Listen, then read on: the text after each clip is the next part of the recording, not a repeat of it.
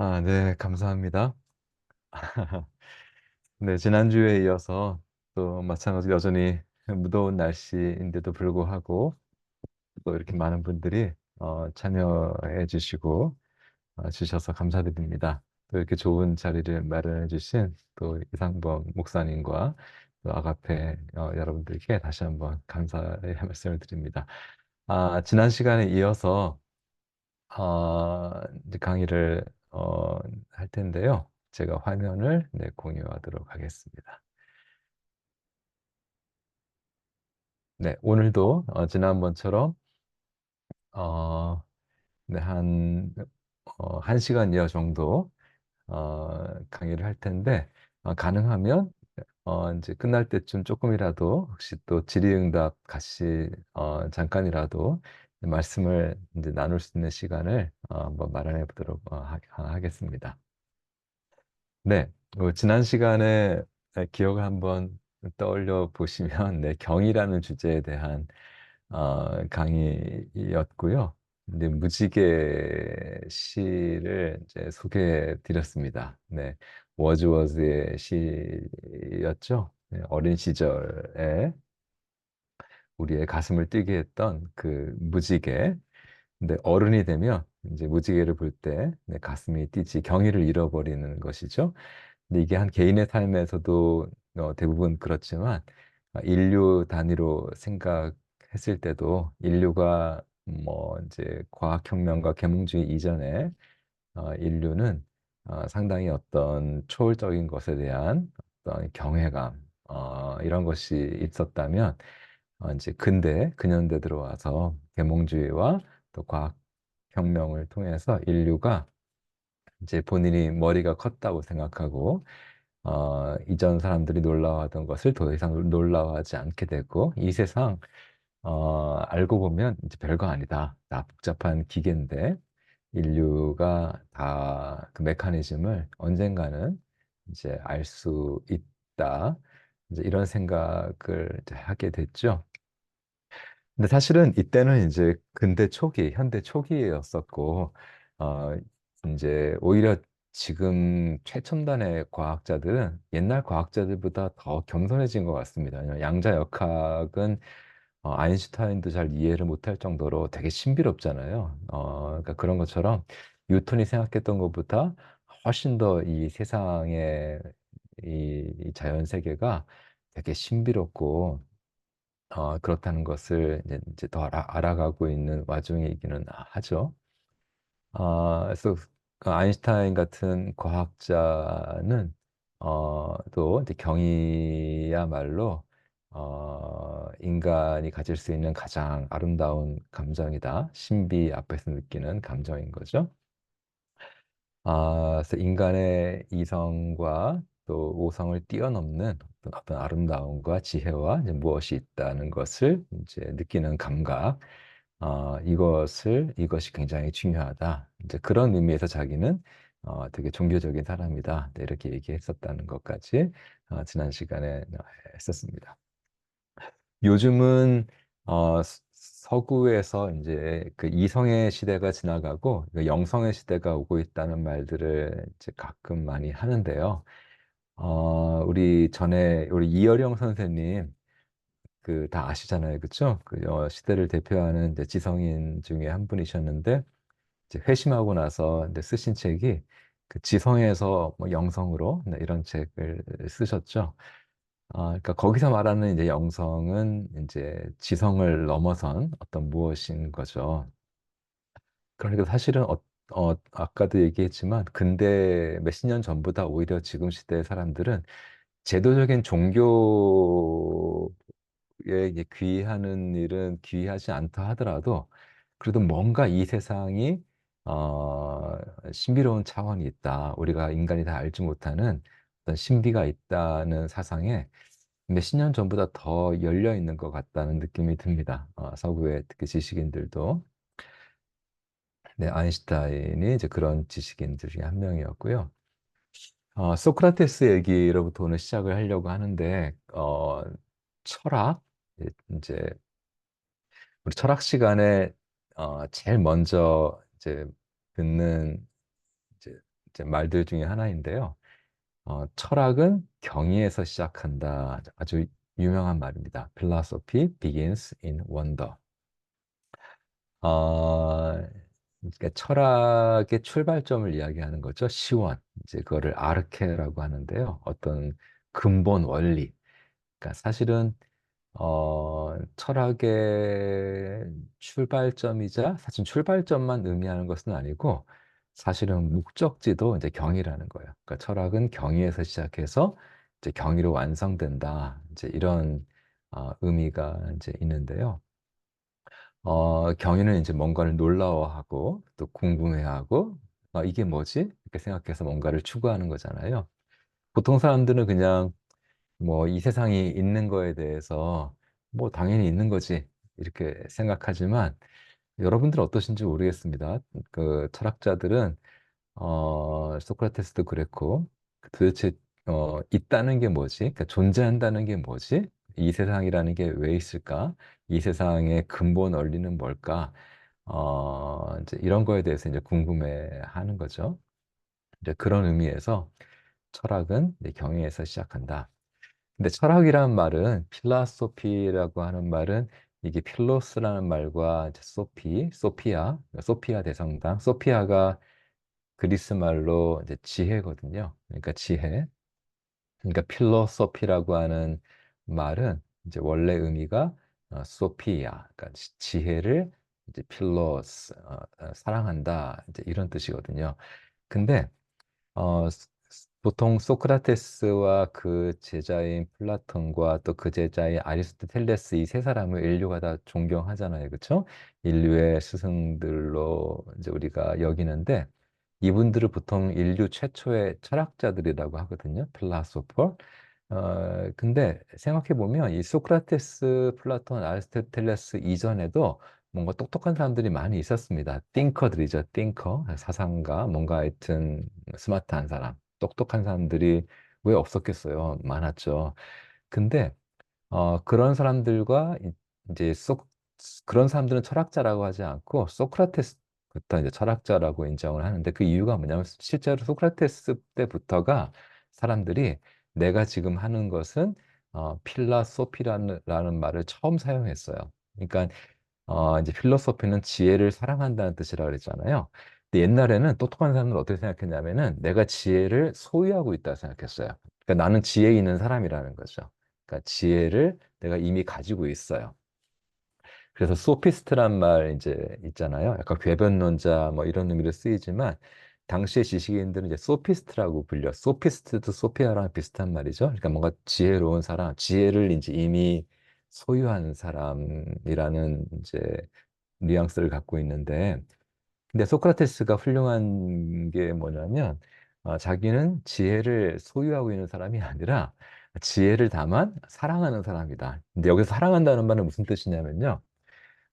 사랑도 종류가 여러 가지니까, 이제 목마른 사람은 물을 사랑하겠죠. 왜냐하면 목이 마르니까, 목이 타니까, 이제 그런 의미예요. 그러니까, 목마른 사람이 물을 사랑한다는 말은 이제 목이 마르다 그런 거잖아요. 그러니까 지혜를 사랑한다는 그 말은 나의 무지를 인정하는 거야. 나한테 지혜가 없으니까, 지혜가 필요하니까, 자기는 지혜를 추구하는 사람이다. 이런 구도자적인 어떤 자세를 보여주는 거죠. 소크라테스 이전에 똑똑한 사람들은 자기는 이미 알 거 다 알고 많은 것을 이미 다 알고 있느냐.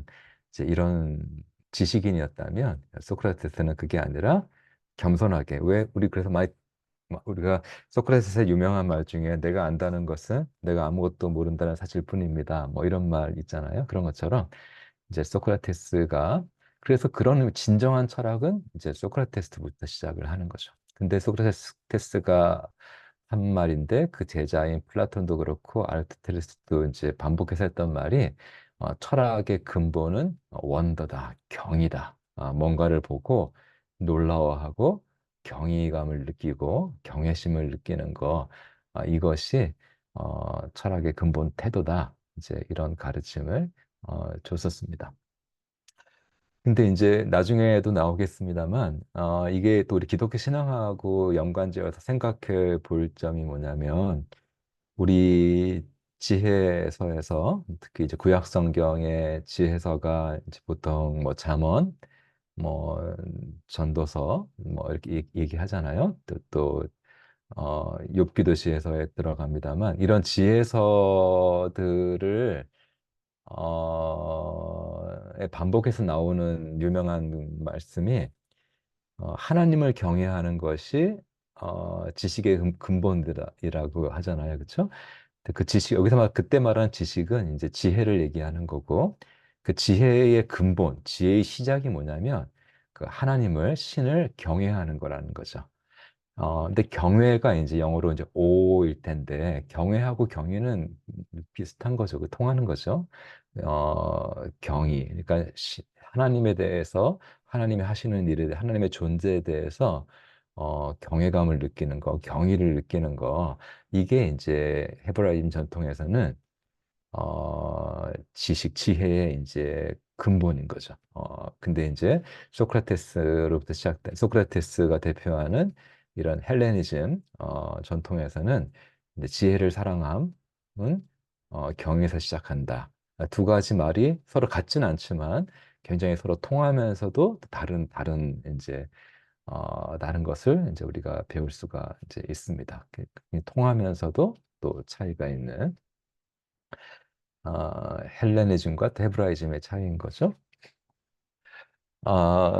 근데 소크라테스의 이제 먼 후예들이라고 할 수 있는 이제 초기 근대의 이제 자연 철학자들, 이제 과학의 아버지들이죠. 그리고 이제 철학자이기도 했고, 이제 이런 사람들의 특징이 이런 사람들은요, 경의를 별로 좋아하지 않았어요. 그래서 이게 재미있는 사실인데. 자기들의 이제 최초의 철학자들은 경의를 중요시 여겼는데 나중에 이제 17세기, 16세기, 17세기 프란시스 베이컨 유명하잖아요. 그러니까 이분이 경의를 일컬어서 이제 브로큰 날리지라고 그랬어요. 그러니까 여러분 브로큰 잉글리시라는 말 많이 쓰죠, 그렇죠? 영어가 네이티브 스피커가 아니라 한 콩글리시. 네, 우리 한국에서는 콩글리시라고 하는데 그거를 이제 영미권에서는 이제 그런 그 영어를 이제 브로큰 잉글리시라고 합니다. 그러니까 좀 미진한 거죠, 그렇죠? 어색하고 뭔가 불완전한 거죠. 그러니까 베이컨이 경의를 일컬어서 브로큰 날리지라고 이제 불러서 진짜 지식이 아니라는 거죠. 그래서 진짜 지식을 갖게 되면 나중에는 경의가 없어진다. 이런 얘기를 했어요. 지식은 경의를 쫓아내준다. 처음에 뭘 모르니까 경의를 느끼는 거고, 하지만 뭐를 이렇게 알면 알수록 경의가 사라지는 거고, 그래야 당연하다는 거죠. 그러니까 이런 식의 생각을 갖게 됐다는 거예요. 그런 의미에서 경의는 브로큰 날리지다. 그러니까 이때부터 이제 지식에 대한 사람들의 생각이 많이 바뀌었는데요. 우리 프란시스 베이컨이 했던 유명한 말 중에 우리가 학교에서도 이제 학창 시절에도 많이 들었던 말 중에 아는 게 힘이다 이런 말 많이 들어보셨잖아요. 그렇죠? 아는 것이 지식이 힘이다. 근데 이 말이 이제 맥락에 따라 여러 가지 의미가 있을 수 있습니다만 원래 베이컨이 이제 했던 말의 의미는요. 자연의 메커니즘을 우리가 파악하고 나면 자연을 이제 이용해 먹을 수 있는, 컨트롤할 수 있는 힘이 생긴다. 이제 그런 뜻이었어요. 그러니까 뭔가를 알면 그 대상을 내가 마스터하고 컨트롤하고 지배하고 내 목적을 위해서 이렇게 사용할 수 있는 힘이 커진다. 이제 그런 의미였어요. 그러니까 뭐 이제 아는 게 힘이다 그러면 이제 뭐 여러 가지 뜻이 좋은 뜻도 있을 수 있습니다만 베이컨이 원래 했던 말의 의미는 뭔가를 이제 지배력을 얘기하는 거예요. 지배하기 위해서는 이제, 이제 상대를 알아야 된다. 그 상대가 자연이든 뭐 인간이든 네, 이런 의미였습니다. 동시대의 사람, 좀 이제 비슷한 시대의 사람이었던 이제 데카르트, 나는 생각한다, 그러므로 존재한다라는 유명한 말을 남겼던 데카르트가 이제 근대 철학자의 효시라고 할 수 있는데요. 이분이 이제 썼던 여러 가지 책 중에 정념은 이제 패션, 인간의 감정, 패션, 이제 이런 거를 연구한 책에서 또 경의에 대해서 얘기하기를, 이제 하여튼 지식을 얻어서 최대한 경의로부터 해방되어야 된다. 그러니까 경의는 뭔가 일종의 무지 상태라고 보는 거죠. 그래서 과학 지식이나 철학 지식을 통해서 인간은 이 경이로부터 이제 자유로워져야 그게 지식인이 되고 이제 그러는 거죠. 그러니까 소크라테스가 얘기했던 경이로부터 이 후대에 이제 근대 철학자들과 과학자들은 상당히 멀어지고 생각이 달라지고 있다는 것을 우리가 볼 수 있습니다. 그래서 데카르트의 스승이자 또 였던 이제 어떤 과학자가 했던 말 중에 wonder is no wonder 이런 말을 했는데 예, 알고 보면 놀라울 것이 하나도 없다. 뭘 모르니까 이제 놀라고 경외감을 느끼는 거지. 뭐 알면 이제 놀라울 게 하나도 없다. 이제 이런 생각이 이제 근대에 싹 든 것이죠. 이걸 좀 더 이제 실감나게 이제 이런 좀 딱딱한 얘기일 수 있지만 이제 C.S. 루이스 같은 이제 작가들이 위대한 거는 이런 철학적이고 사상사적인 내용을 이렇게 추상적이 아니라 되게 우리 피부에 와닿게 어떤 서사나 또 상징이나 메타포를 통해서 이제 얘기해 주잖아요. 시인들처럼. 이제 그런 것인데요. C.S. 루이스의 나니의 연대기 중에서 동력호의 모험 뭐 이런 이제 책이 있습니다. 이 책에 나오는 한 구절인데요. 장면인데요. 이게 어떤 영국에 있는 어떤 아이들이 그 나니아 나라에 이제 딱 가게 됐어요. 근데 나니아는 이제 환상의 나라예요. 뭐 판타지니까. 뭐 근데 가보니까 거기는 나무 신도 있고 뭐 강의 신도 있고 꽃의 요정도 있고 뭐 그래요. 뭐 난장이도 있고 거인도 있고 이제 뭐 그런 동화죠. 동화의 나라죠. 근데 어떤 아이가 이제 가서는 유스터스라고 하는 어떤 아이가 나니아 나라에 갔더니 거기에 어떤 별신이 있는 거예요. 별, 스타. 그러니까 이 별신이 한동안 별로서 이제 일하다가 또 리타이어도 해요. 지금은 이제 은퇴했지만 아무튼 한동안 별이었던 별의 신을 이제 만난 거죠. 그러니까 유스타스가 이제 신기할 거 아니에요, 그렇죠? 네, 우리처럼 이제 신기해서 이제 그 별신에게 이제 하는 말이 참 신기하네요. 우리 세계에서는 그러니까 제가 온 세계, 그 영국, 그러니까 지금 우리가 살고 있는 이런 이제 세계죠. 이런 우리 세계에서는 별은 그냥 활활 타오르는 거대한 가스덩어리거든요.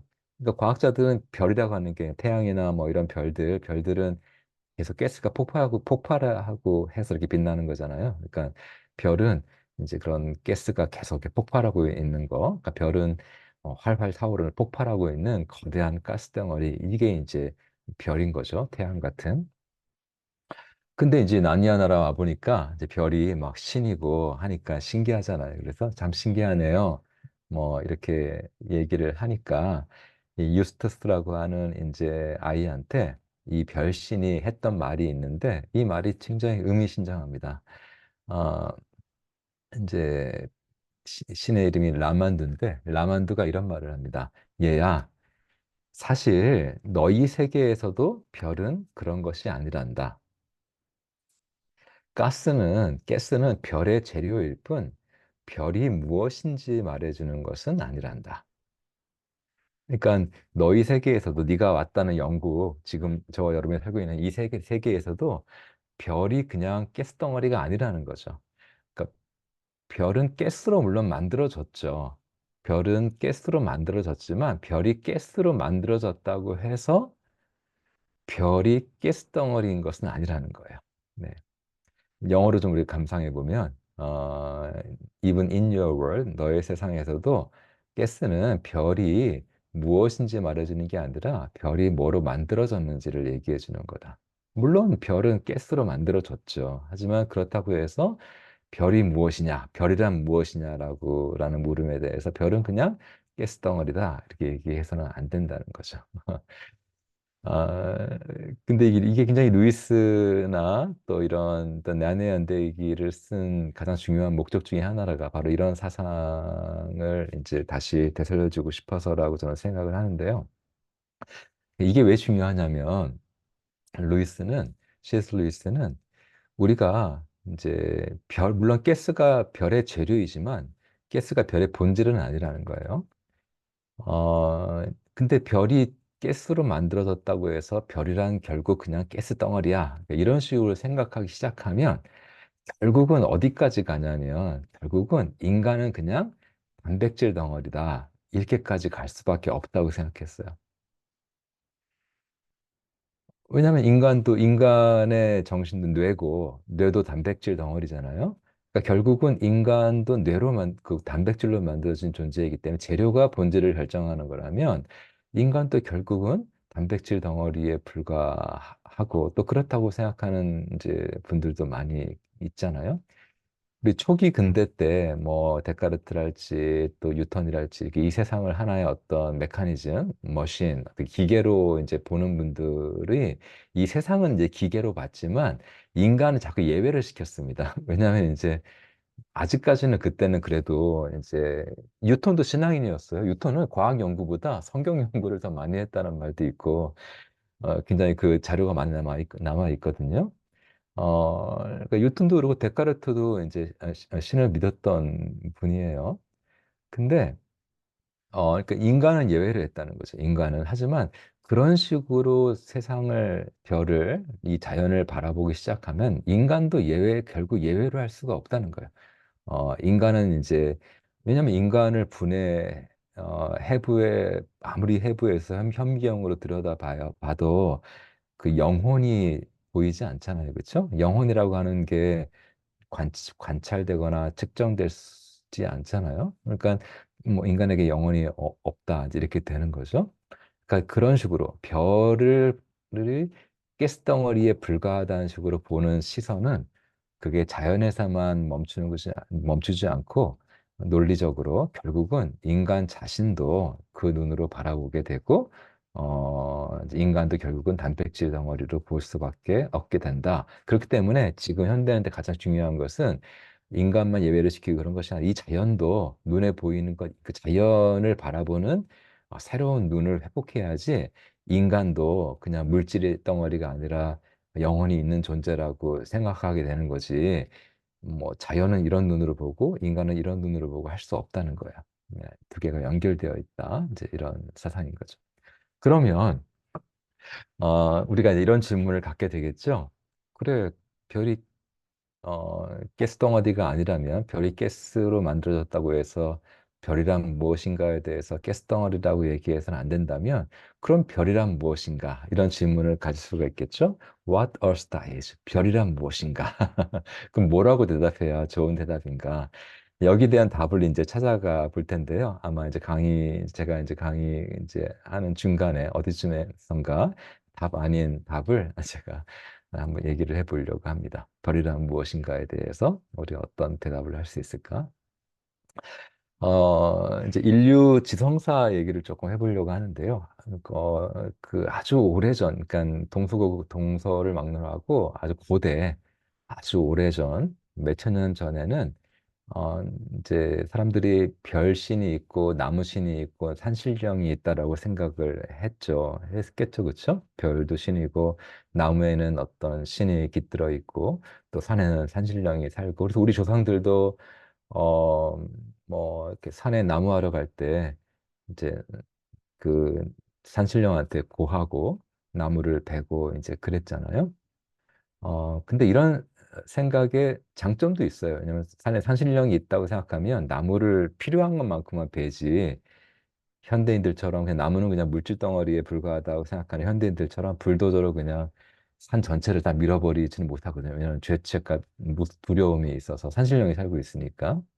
근데 산신령 같은 건 이제 없다는 걸 알게 된 인류는 이제 인류의 그런 거를 이제 제어할 수 있는 장치가 없죠. 그냥 뭐 나무나 산은 그냥 흙덩어리고 나무는 그냥 덩어리니까 뭐 아무리 많이 해치고 이제 파괴해도 꺼리낌을 느낄 이유가 없잖아요. 그렇죠?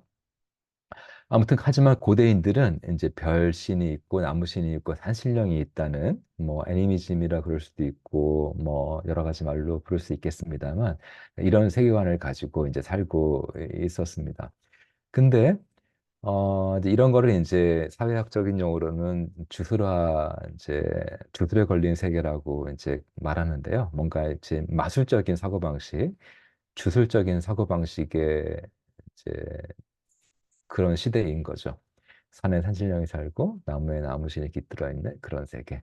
전에 혹시 아바타라는 영화 보셨으면 그 아바타 영화 그쵸? 저도 1편만 봤는데 이 그 장면인지 알아보시겠는지 모르겠습니다. 큰 나무가 거기에 뭔가 그 행성에 아바타들이 아니라 나비족인가? 제가 이름을 까먹었네. 하여튼 그 종족이 살고 있는 그 마을의 중앙에 큰 어떤 나무가 있잖아요. 그 나무가 일종의 이제 우주목이라고 하는데 센터인 거죠. 거기서 일종의 종교의식 같은 걸 막 행하잖아요. 그렇죠? 이 나무가 되게 신적인 존재인 거죠. 그들한테는. 사실 이제 우리 이제 그 우리나라도 이제 마을에 그 뭐죠? 그런 나무들이 지금도 있고 이제 그렇잖아요. 근데 고대에는 이제 그런 시기였습니다. 근데 이런 주술이 어, 풀리는 시기가 이제 풀리게 되는데 어, 근데 이런 주술적인 세계관이 어떻게 해서 이제 사라지게 됐느냐? 뭐 여러 가지를 얘기할 수도 있지만 이제 어, 지성사를 연구하시는 분들은 그 유대교의 예언자들의 공로를 가장 높이 평가합니다. 왜냐하면은 물론 이제 그리스 철학자들도 인류를 계몽시키는 데 역할을 하고 있다 이제 그렇지만 철학보다는 종교가 더 대중적인 영향력이 큰 거기 때문에 유대 예언자들이 어떤 사상을 이제 전파했나요? 나무신 같은 거 없다. 실제 없고 나무신이나 산신령이나 별신 같은 거 그런 거 없고 신은 오직 한 분인 거죠. 그렇죠? 여호와, 야훼, 하나님 한 분만이 신이시고 그 신께서 하나님이 이 세상 모든 것을 다 만드셨다. 그러니까 이런 거를 이제 전파를 한 거죠. 그러니까 이 세상 모든 만물들은요, 신이 아니고, 이제 창조주가 창조한 피조물인 거죠. 그러니까 별도 뭐 신이 아니고 피조물이고, 나무도 그렇고, 산도 그렇고, 이제 이런, 우리가 믿고 있는 이런 창조 사상을, 이제 이사야나 이런 예언자들이 아주 명확하게, 아주 클리어하게 이제 전파하기 시작을 했습니다. 이런 사상의 이제 영향을 이제 기독교가 이어받아서 이제 된 거죠. 근데 산신령이 없고 나무신이 없고 신들이 없고 그냥 산은 그냥 산이고 나무는 그냥 나무일 뿐이라는 생각이 어떤 어, 이제 파생 결과를 낳았냐면 이제 이 세상에 있는 모든 만물들은요 인간의 상대가 되지 못해요. 그러니까 별신이나 산신령한테는 뭔가 제사도 드리고 인간이 상대하는 거잖아요. 뭔가 말을 걸고 또 뜻을 살피고. 근데 그런 게 아니고 이 세상의 모든 만물은 이제 인간의 상대가 되지 못하고 다만 대상일 뿐이에요. 대상. 그냥 오브젝트. 그래서 인간이 이제 파악하고 뭔가 연구하고 이제 컨트롤하고 이용할 수 있는 그러니까 지식과 지배 또 연구와 이용 이제 관찰과 실험할 수 있는 어떤 대상인 거지. 옛날 고대인들처럼 이제 그런 게 아니라는 거죠. 그러니까 이렇게 되고 나서 이제 인간 이성이 아주 급속도로 발전하기 시작합니다. 그렇죠? 별이 나무가 신이라면 소가 신이라면 지금도 이제 소를 신처럼 여기는 좀 인종적이 있습니다만 소가 신이라면 소를 어떻게 뭐 연구할 수 없잖아요. 그렇죠? 신적인 존재니까. 하지만 이제 소가 신적인 존재가 아닌 게 됐기 때문에 소도 연구할 수 있고 또 해부도 할 수 있고 이제 그런 세상이 열린 거죠. 그래서 인류가 옛날에는 주술에 상당히 매여 있던 그런 세상이었다면, 그리고 나서 이제 종교의 이성이 발달하면서 이런 마법이 아니라 뭔가 합리적인 어떤 도덕적인 종교, 이제 유대교나 기독교 같은 이런 종교의 시대가 이제 열린 거예요. 근데 이제 근대에 들어와서는 종교의 시대를 넘어서서 이제는 과학의 시대가 열리고 있습니다. 무슨 말이냐면, 옛날에는 이제 종교인들이 여러분 이제 기억하세요? 아까 제가 이사야 선지자 얘기를 했는데 이사야 선지자가 이사야서 1장, 2장에 나오는 얘기가 뭔가요? 일종의 그 이스라엘 백성들도 보이고 있는 어떤 주술적인 형태의 신앙을 막 비판하는 거예요. 뭐냐면 어 그러니까 이스라엘 주변에 이제 아주 또 주술적인 이제 생각에 사로잡혀 있는 사람들은 신한테 막 예배를 잘 드리고 제사를 드리고 잘 보이면 신이 무조건 우리 편 들어주고 내가 이제 뭐 우리 전쟁에서 이기게 해주고 성공하게 해주고 일 잘 풀리게 해주고 뭐 이런 식의 생각을 가졌던 거거든요. 근데 이제 유대교는 이제 그런 종교가 아니었잖아요. 물론 유대교도 하나님께 예배를 드리고 하지만 예배보다 순종이 제사보다 낫다. 그러니까 하나님의 뜻에 순종하는 것이 하나님께 예배 드리는 것보다 더 중요한 거거든요. 예배 드린다는 의미가 하나님께 순종하겠다는 이제 그런 뜻인 거잖아요. 근데 이사야 선지자가 이제 1장에서 뭐라고 얘기합니까? 우리 같은 어떤 하나님의 선택받았다고 하는 우리 이스라엘 백성들도 너희들도 왜 이런 주변의 민족들처럼 그런 주술적인 그런 종교 생활을 하느냐? 하나님의 뜻이 뭔지를 알아서 거기에 순종하고 그 뜻대로 사랑과 정의를 실천하면서 살려는 생각은 전혀 없고 그냥 예배만 많이 드리고 뭐 헌금 많이 드리고 뭐 저기 재물을 많이 받다 바치고 그래서 뭔가 신의 호의를 얻어가지고 뭐 성공하고 이제 부자가 되기 위한 이제 이런 것을 신랄하게 그러면서 막 신이 막 그 하나님의 말씀을 대환하죠 이사야가 너희들이 맨날 드리는 가져오는 재물 내가 진절머리가 난다 신물이 난다 그러잖아요. 굉장히 하여튼 아주 레디컬한 표현인 거죠. 너희가 막 양이 손이 바치는 거 나 이제 신물이 난다 진절머리가 난다 내가 언제 너희한테 그런 짐승들 갖다 바치라고 했냐 막 그렇게 얘기하시잖아요 하나님이. 그러니까 이런 거예요. 그러니까 그 진짜 종교는 그런 주술적인 거하고 다른 거죠. 굉장히 윤리적이고 또 그런 의미에서 합리적인 이제 그런 주술에 비해. 하지만 이런 종교의 시대를 지나서 지금의 이제 현대 시대에 들어와서는 이제는 과학이 옛날에 종교가 너희는 주술이고 나는 합리적인 종교다 이렇게 얘기했던 것처럼 지금은 과학이 종교를 향해서 너희는 주술과 다르지 않고 사실은 너희도 사실은 주술과 다른 별반 차이가 없고 과학만이 유일하게 합리적인 것이고 이성적인 세계관이다. 이렇게 얘기하는 시대가 됐어요. 그러니까 이게 이제 옳다는 게 아니라 이제 이 세상의 지식인들의 어떤 큰 흐름이 이제 그렇다는 거죠. 그러니까 뭔가 과학적인 세계관이 아닌 어떤 종교적인 세계관, 태초에 말씀이 있었다든지, 태초에 뭐 어떤 도가 있었다든지, 뭐 이런 세계관은 이거 사실은 주술적인 세계관에 불과하다. 종교도 주술과 뭐 서로 다르다고 얘기하는데 결국 따지고 보면 과학이 아닌 모든 것은 결국은 다 매직이고 주술이고 사기다. 이제 이렇게 얘기를 하는 거죠. 이제 그런 시대가 우리가 지금 살고 있습니다. 그래서 이제 리차드 도킨스랄지 또 데니엘 데니시라고 하시는 전투적인 무신론자들이 이제 그런 거를 담은 많은 책들을 또 이게 상당히 특히 젊은 이제 사람들한테 많은 사람들한테 영향을 주고 있죠. 이런 시대를 살고 있습니다. 근데 루이스는 이제 기독교 작가로서 이제 이런 사상에 이제 반대하고 이제 그러기 위해서 나니아 운대가 같은 이제 판타지 소설을 쓴 것인데요. 루이스가 보기에는 이런 과학자들의 생각이야말로 그들이야말로 주술에 걸려 있는 사람들이라는 거야. 탈주술이라고 하는 주술에 걸려 있다. 종교를 주술로 여기는 그런 주술에 이제 걸려 있는 거죠. 나니아 연대기는 이제 아까도 이렇게 말씀드린 것처럼 막 별신이 있고 강의 요정이 있고 뭐 산의 신이 있고 뭐 이런 이제 그런 거예요. 그래서 이제 싫어하시는 분들도 계세요. 이제 이게 뭐 그냥 동화라고 읽으면 되는데 아무튼 기독교에는 뭐 동화라도 상상력 문학이라도 뭔가 이렇게 요정이 나오고 신들이 나오고 뭐 난쟁이가 나오고 그런 거 자체를 또 싫어하시는 분들도 계시긴 해요.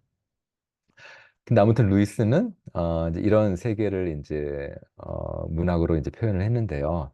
나니아는 이제 마법의 나라고 환상의 나라이잖아요. 근데 그럼 현실을 도피하려는 것이냐? 루이스는 어떤 게 얘기하냐면 사실 현실로부터 도피하자는 게 아니라 현실 속으로 탈출하라는 것이다. 이게 이제 무슨 말이냐면 도피라는 말이 제가 여기다가 안 적어놨네요. 그 영어로 escape잖아요. escape. 그 키보드 좌판 왼쪽 위에 있는 것도 ESC가 그 escape겠죠, 그렇죠? escape.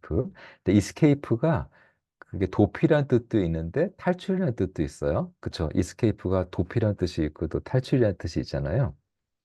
그러니까 현실로부터 도피해야 하는 게 아니라 이 현실 속으로 참된 현실 속으로 탈출하라는 거라는 것이에요. 무슨 말이냐면 루이스가 보기에는 이 보이는 세상만이 전부고 영적인 세계가 없고 초월의 세계가 없다라고 생각하는 사람들은 오히려 어떤 감옥 속에 갇혀 있는 사람이라는 거죠. 그러니까 진짜 현실을 보지 못하고 마치 플라톤의 그 동굴의 비유에 나와 있는 것처럼 동굴 속 세상이 전부인지 아는 사람, 동굴 밖에는 찬란한 태양이 있고 진짜 세계가 있는데 동굴 안에 있는 사람들은 자기가 맨날 태어났을 때부터 봤던 그 동굴 안의 세상이 유일한 세상이라고 이제 그렇게 알고 있잖아요. 마찬가지로 현대인들 이 물질로 관찰되고 측정될 수 있는 세계만이 존재하는 유일한 세계라고 알고 있는 사람 현대인들은 그 플라톤이 얘기하는 그 동굴 속에 있는 사람들과 마찬가지라는 거예요. 근데 진짜 현실은 동굴 밖에 있잖아요. 찬란한 태양이 떠 있는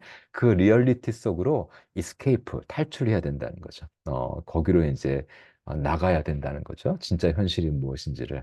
그러니까 루이스가 얘기했던 이제 나니아인들이 썼던 이유는 어떤 현실로부터 도피하기 위해서가 아니라 루이스가 이런 말을 해요. 이스케이피즘이라고 맨날 사람들이 얘기하는데 도피주의. 근데 이스케이프라는 말을 되게 싫어할 만한 사람들이 있는데 어떤 사람들이 그걸 싫어하냐면 간수들이 싫어한다는 거예요. 간수가 뭐죠? 어떤 감옥에서 그 죄수들을 지키는 사람이 간수잖아요. 간수는 이스케이프를 싫어하겠죠. 죄수들이 막 탈출하면 자기가 이제 뭐 목이 달아나니까 싫어하겠죠. 그러니까 우리가 도피, 이스케이프가 이제 그런 의미의 이제 이스케이프는 우리에게 필요하다는 거죠. 그러니까 아까 얘기했던 그 유스타스라고 하는 아이가 우리 세계에서는 그냥 별은 그냥 거대한 가스덩어리뿐이다. 이 말은 별은 그냥 별이고 나무는 그냥 나무고 산은 산이지 별신이나 나무신이나 산신령 같은 것은 없다는 거죠. 근데 결론부터 얘기하면 루이스가 이제 얘기하는 건 뭐냐면 물론 별신이나 나무신이나 탄신령은 없어요. 그런 건 없죠. 동화 속에서 우리가 판타지 소설에서는 이렇게 얘기할 수도 있지만 없지만 그렇다고 해서 어, 없지만 어떻게 표현해야 별은 별신은 없지만 별은 별 이상의 어떤 차원이 있고 존재다. 나무 신은 없지만 나무는 그냥 나무에 불과한 것이고 물질 덩어리에 불과한 것이 아니라 나무 이상의 어떤 의미를 가지고 있는 무엇이다. 산에는 산신령이 살고 있고 그런 것은 아니지만 산은 그냥 흙덩어리에 불과한 것이 아니라 뭔가 어떤 영적인 의미가 있는 그 철학적인 의미가 있고 신학적인 의미가 있는 의미를 가지고 있는 무엇이다. 이렇게 별과 나무와 산을 바라볼 수 있는 그런 시선을 현대인이 회복해야 된다는 거예요. 그러니까 별신을 믿자, 나무신을 믿자, 산신령을 믿자 그런 게 당연히 아니고 이제 그런 얘기를 이제 쭉 풀어 나갈 텐데요. 이제 옛날 이제 크리스찬들은 이 세상을 보면서 여러분들 다 창조를 믿으시죠, 그렇죠? 우리가 이제 다 창조 신앙인들인데 제가 이제 공부를 이제 해보니까 그 조금 결이 다른 것 같아요. 그러니까 옛날에 이제 옛날 시대 우리 선배들이죠. 이제 그 창조 신앙은 어떤 거였냐면 어, 이런 거예요. 그러니까 우리의 창조 신앙은 이런 겁니다. 제가 오늘 좀 말이 자꾸 꼬이는데 죄송합니다. 그 우리가 이제 꽃잎 하나를 봐도요. 굉장히 이제 과학자들에 따르면 이파리 하나도 현미경으로 들여다보고 또 그 안을 들여다보고 그러면 굉장히 복잡한 메커니즘으로 구성되어 있잖아요. 그러니까 되게 정교한. 그러니까 인간이 아무리 지금 뭐 과학이 발달하고 기술이 발달했다 하더라도 지금의 인간의 과학 지식과 기술력으로 세포 하나도 만들어내지 못하잖아요. 사실 우리가 세포 하나를 만들어내지 못하잖아요. 근데 그런 수많은 세포들로 구성된 또 오르거니즘, 그런 나뭇잎 하나만 봐도 이게 얼마나 이 복잡한 메커니즘이고 정말 대단하잖아요. 인간이 지금 만들어낼 수 없죠. 근데 우리가 이제 믿기로, 신앙인들이 믿기로는 인간은 이런 이파리 하나도 세포 하나도 만들어낼 수 없는데 우리 하나님은 얼마나 전능하시고 또 전지하신지 그냥 이 모든 만물을 뭐 이파리 정도가 아니라 이 갤럭시와 뭐 은하계와 또 인간의 생명과 이 뇌와 이 모든 것들을 그것도 또 말씀 한마디로 뚝딱 이렇게 만들어내셨다라고 믿잖아요. 그러니까 참 우리 하나님은 진짜 위대하시다 이런 생각이 들잖아요, 그렇죠? 그러니까 이것도 창조 신앙이에요. 이것도 틀렸다는 얘기가 아니라 그러니까 그래서 하나님을 이제 찬양하고 하나님의 그런 절대 지식과 능력 앞에 우리가 겸손해져야 되는 거죠. 근데 이것도 창조 신앙인데 근데 고대인들의 창조 신앙은 옛날 크리스찬들의 창조 신앙은 조금 결이 달랐던 것 같아요. 그들은 어떤 식의 생각했냐면 이런 꽃이다 그러면은 꽃을 보면서 꽃이 굉장히 아름답잖아요. 근데 그들은 이렇게 생각했어요. 이 꽃이 아름다운 꽃이 있을 수 있는 이유는요. 아름다움이라는 게 있어요. 근데 그 아름다움은 하나님 안에 있는 것이고 궁극적으로는 결국은 하나님이 아름다움 자체이세요. 어, 그러니까 이 세상에서 우리가 보고 있는 어떤 꽃의 아름다움은 어, 그 창조자이신 하나님의 아름다우심의 이제 카피본인 거죠. 복사본, 사본인 거죠. 그러니까 그렇게 생각하면 사본에 불과한 이런 아름다움도 사본은 이제 불완전한 것이잖아요. 카피본은. 근데 카피본도 이렇게 아름다운 것이라면 그것의 원본인 오리지널 원본이신 이 세상에 있는 모든 아름다움이 흘러나오고 있는 그 하늘의 그 하나님은 얼마나 아름다우신 분이신가 이런 생각을 했던 거예요. 그래서 그럴 때 하나님을 사랑하게 되고 이제 하나님을 찬양하게 되는 거죠. 그리고 우리가 이 세상에 이제 뿐만이 아니라 진선미라고 그러잖아요. 참되고 선하고 아름다운 것. 그러니까 이 세상이 아무리 죄악으로 이렇게 망가졌지만 그래도 여전히 하나님이 다스리시는 세상이니까 참되고 선하고 아름다운 것들이 이 세상에 있거든요. 물론 완전하지는 않죠. 불완전하지만. 근데 이 세상에서 우리가 참되고 선하고 아름다운 것들을 만났을 때 이런 것들이 흘러나오는 궁극적인 원천이 이제 창조자이신 하나님이신 거니까. 그러면 하나님을 어떻게 될까요? 하나님을 우리가 찬양할 뿐만 아니라 하나님을 사랑하게 될 것 같아요. 그러니까 단순히 이제 뭐라고 이 세상을 이제 기계 같은 거라고 생각하고 꽃도 일종의 복잡한 기계죠, 나뭇잎도. 근데 이런 기계 같은 것을 뚝딱 만들어낸 하나님, 요 정도만 생각해서 그치면 하여튼 하나님이 굉장히 능력자이시니까 우주 안의 절대 능력자이시니까 우리가 그 절대 주권에 순종해야 되고 그 앞에 이렇게 부복하게 되는 영성을 가질 수 있어요. 그렇죠? 당연히 그래야 되고. 근데 그거 플러스해서 이제 그게 아니라 이 세상에 있는 모든 참되고 선하고 이 세상을 기계로 볼 게 아니라 이 세상을 복잡한 기계로 볼 게 아니라 참되고 불완전하지만 참되고 선하고 아름다운 것들 천지인 세상인데 이런 모든 참되고 선하고 아름다운 것들의 진선미의 원천이신 그 하나님을 바라보는 것으로서의 그런 창조 신앙을 갖게 되면 단순히 하나님의 능력에 위압감을 느껴서 거기 부복하고 엎드리고 순종하고 이런 차원을 넘어서서 하나님을 사랑하게 될 것 같아요. 왜냐하면은 꽃도 이렇게 아름다운데 하나님은 얼마나 아름다우시겠어요? 그 예를 들면 우리가 이제 이 세상에서 좋은 것들이 많지만 뭐니 뭐니 해도 가장 좋은 것은 좋은 사람과 만나서 교제하면 얼마나 좋습니까? 그렇죠? 근데요, 우리가 기독교적인 신학적인 인간관에서 보자면 어떤 사람이 참 좋은 사람이다. 이제 그 말은 뭐냐면 그 사람 안에 있는 하나님의 형상이 꽃피어났다 그 말인 거예요. 물론 죄로 인해서 이제 왜곡되어 있기도 하니까 완전하진 않지만 그냥 모든 인간 안에는 하나님의 형상이 있으니까 근데 그 형상이 이렇게 아름답게 꽃피어 있으면 그 사람이 정말 좋은 사람이 되고 그런 사람과의 사귐과 교제는 우리한테 큰 기쁨을 주는 거죠. 근데 하나님의 형상이라는 영어로 이제 더 이미지 오브 갓이잖아요. 그 이미지가 카피 그런 뜻이잖아요. 그 하나님의 어떤 모상인 거죠. 근데 우리가 좋은 사람이 좋은 것도 이렇게 좋은데 그 사람이 그렇게 좋은 것은 하나님의 형상이 꽃피어나서 그런 것인데 그런 형상의 원본이신 하나님은 얼마나 좋은 분이시겠어요. 그렇죠? 하나님의 그 형상도 이렇게 좋은 거라면 하나님의 형상도 이렇게 좋은 거라면 그 오리지널이신 그 하나님은 얼마나 좋은 분이시겠어요. 그렇죠? 그러면 우리가 이 세상에서 좋은 사람을 만나고 좋은 풍경을 보고 뭐 좋은 것을 누리고 참되고 선하고 아름다운 걸 느낄 때마다 더 하나님을 더 이렇게 사모하는 마음이 더 커질 것 같아요. 왜냐하면 하나님은 원본이시니까.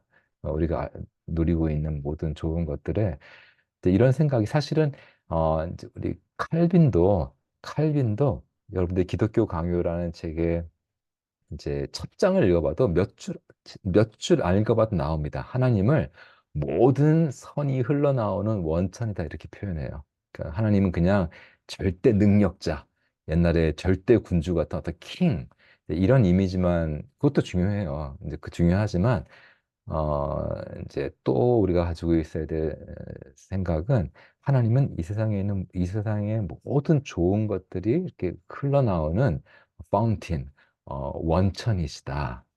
또 칼빈도 그렇게 얘기하고 있거든요. 그러니까 하나님을 이제 우리가 하나님에 대해서 한 가지 이미지만 갖고 있으면 안 돼요. 하나님을 어떤 아버지, 또 king, 또 어떤 존재의 근거, 또 어떤 바람, 또 어떤 선의 원천, 다양한 이미지를 통해 가지고 있을 때 우리가 하나님을 누리는 그 영성의 삶이 이제 더 풍성해질 수 있겠죠? 그래서 그 비슷한 맥락인데요. 어, 이제 루이스가 어떤 말을 이제 한 적이 있냐면 지금 여러분들은 저도 그렇고 여러분도 그렇고 태양을 보고 이제 절하지 않잖아요, 그렇죠? 근데 옛날에 근데 이집트나 이런 이집트인들은 태양을 이제 신으로 숭배하기도 이제 하고 그랬잖아요, 그렇죠? 근데 우리는 뭐 우리뿐만 아니라 현대인이라면 누구나 이제 태양을 뭐 숭배하는 사람은 잘 없죠. 근데 루이스가 어떤 말을 하냐면 당신이 지금 태양을 보고 절하지 않는 것은 당신이 크리스찬이어서 그런 것이 아니라 그건 당신이 현대 과학의 세례를 받은 현대인이기 때문에 그런 것이다. 이런 얘기를 해요. 그러니까 내가 무슨 신앙이 있어서 창조자 하나님을 믿기 때문에 태양에 절을 하지 않는 게 아니라 현대 과학의 공부를 통해서 태양은 그냥 사실 성냥불하고 큰 차이는 없는 거예요. 양적인 차이만 있는 거지. 현대인의 사고방식은 그 태양 가스 덩어리인 거니까 결국은 성냥불하고 근본적인 차이는 없는 거예요. 그냥 그 규모가 양이 퀀터티가 뭐 비교할 수 없을 정도로 엄청나다 그 차이지 성냥불이나 태양 가스불이나 뭐 별 차이 물질인 거니까 별 차이가 없는 거죠. 그러니까 과학 지식을 통해 그걸 알고 있으니까 뭐 태양을 숭배할 일은 없겠죠. 근데 루이스의 생각은 뭐냐면 진짜 크리스찬이라면 어떤 감수성을 가지고 있는 사람이라면 루이스가 한 말은 아닌데 제가 제 식으로 표현을 하자면 태양을 딱 보는 순간에요. 뭐 제 말을 오해 없이 좀 들어주셨으면 좋겠는데 그 0.000000001초에는요 어떤 유혹을 왜냐하면 태양을 숭배하고 싶은 유혹을 느껴야 돼요. 0.0000001초. 근데 이제 그 순간 또 우리가 이제 정신을 차리고, 태양이 저렇게 영광스럽고 거대해도 그 태양이 위대한 게 아니라 저 태양을 만드신 하나님이 훨씬 더 영광스럽고 찬란하신 존재잖아요. 그러니까 우리가 당연히 태양을 숭배하면 안 되고 하나님을 경배해야죠. 근데 루이스의 요지는 뭐냐면 태양을 봐도 아무런 걸 느끼지 못하는 루이스는 이제 바지 입은 원숭이 뭐 이런 재밌는 표현을 쓰는데 태양을 봐도 뭐 성냥불을 보는 것과 별반 차이 없는 그냥 맹숭맹숭 그런 그리고 아름다운 들꽃을 봐도 뭐 아무 느낌도 없고 그러니까 그런 감수성 인간이 이 하나님이 창조하신 어떤 아름답고 찬란하고 영광스럽고 아기자기하고 또 거대하고 무시무시하고 이런 모든 것들을 볼 때 그런 걸 느낄 줄 모르는 이제 그런 감수성을 가진 사람은 사실 진정한 의미에서 하나님을 경배하기 어렵다는 거예요. 그러니까 태양을 보고 거기에 깊은 인상, 뭐라고 표현해야 되나? 그 영광에 압도된 순간이나마 0.001초나 압도되는 그런 감수성을 가진 사람이 이런 태양을 창조하신 하나님이시니까 하나님을 찬양하면서 주일 아침에 거룩거룩거룩 온 만물을 창조하신 하나님을 성도들과 더불어 찬송하려 부를 때 가슴이 막 터질 것처럼 막 감격과 이렇게 그런 거를 그런 게 아는 거지. 그런 감수성이 없는 사람은 그냥 하나님을 이제 믿고 순종하긴 하는데 어 그냥 하나님한테 잘못 보이면 안 되니까 하나님이 어쨌거나 이 세상의 최고 절대 강자이시니까 그래서 이제 고개를 숙이고 신앙생활을 하는 거지. 그 하나님 시편 기자가 얘기하는 것처럼 그 하나님의 아름다우심에 매료되고 하나님의 그런 영광스러움에 할렐루야 막 외치고 온 땅아 하나님을 찬양하라 이렇게 외치는 그 하나님의 그 영광에 가슴이 터질 것 같은 단순히 하나님의 능력에 파워에 이렇게 위압 느끼는 게 아니라 그 하나님의 찬란하심에 아름다우심에 가슴이 터질 것 같은 그런 영성을 이제 갖기가 어렵다는 거죠. 그러니까 사실은 하나님 창조자를 우리가 어떻게 앞에서 느끼는 영성과 창조자가 지으신 이 창조 세계에 대해서 우리가 어떤 감수성을 가지고 있는지는 서로 별개의 것이 아닙니다. 사실은 그래서 이제 그런 세계관을 이제 성례전적인 세계관이라고 하는데, 그러니까 루이스는 이런 난이의 연대기랄지 이제 이런 거를 쓴 목적들 중에 하나가 심지어 기독교인들도 또 창조신앙을 가졌다는 사람들조차도 이 세계를 보면서 또 신비를 느낄지 모르는 그런 메마르고 황량해진 그런 현대인들한테 이 창조 세계의 신비를 통해서 창조주 하나님의 영광에 대해서 느낄 수 있게 해주려고 이제 그런 난이한 연대기를 썼다라고 얘기할 수가 있겠습니다. 네. 그래서 이런 사상에 이제 좀 더 신학적인 이제 그런 것들을 아마 다음 시간에 제가 이제 좀 더 체계적으로 이야기할 수 있을 것 같습니다. 네. 그러면 제가 오늘은 조금 한 5분 정도 제가 9시까지라고 생각하고 했었는데 혹시 뭐 질문이나 이제 있으시면 어떨까요? 괜찮을까요? 네. 그러면 하고 아니면 마무리하도록 하겠습니다. 네, 혹시 그 교수님 강의하신 것 중에 물어보고 싶은 부분이나 또 마음 가운데 어떤 걸리는 어떤 단어나 구절이나 또 그런 인사이트가 있으면 좀 부담 없이 뭐 어떤 질문도 괜찮으니까 네, 한번 해보시면 좋겠습니다. 네.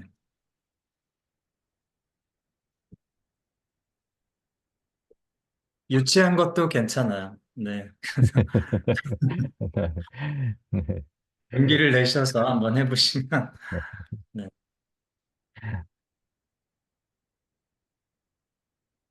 네. 제가 강의를 너무 잘해서 질문이 없는 것으로 이렇게 했습니다. 네. 혹시 또 질문을 우리 기억자들한테 뭐 그냥 이렇게 문자로 주셔도 되고요. 그래서 혹시 있으면 또 교수님께 사전에 질문을 전달해 드리도록 하겠습니다. 네, 네. 없으시면 네, 오늘 강의 저도 이렇게 몇 구절 생각을 계속 이렇게 가지치기를 하면서 되게 풍성하게 제 마음속에서 이렇게 소화하는 좋은 시간이었던 것 같습니다. 네, 마음 가운데 다시 한번 생각하면서 네, 또 편안한 밤 되시고요. 또 다음 주에 세 번째 시간 같이 기대하도록 하겠습니다. 우리 교수님 늦은 시간까지 강의 잘 해주셨는데 우리 감사하는 마음으로 박수 치고 네, 강의 오늘 마치겠습니다. 네, 경청해 감사합니다. 주셔서 감사합니다. 네, 편안한 밤 되십시오. 감사합니다.